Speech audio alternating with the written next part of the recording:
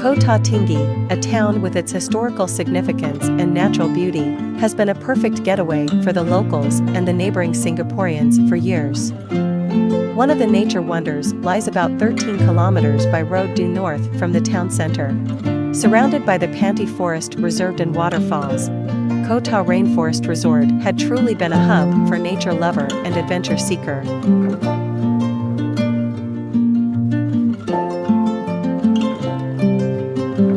The resort took a pause after the pandemic and the owner decided to let go for early retirement.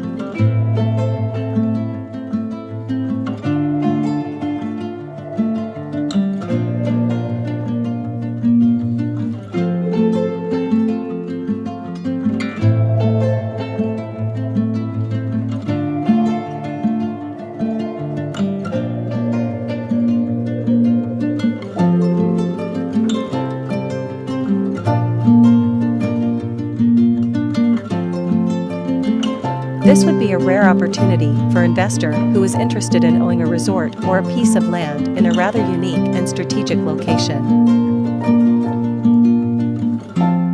For more information, please feel free to contact our exclusive listing agent for further consultation.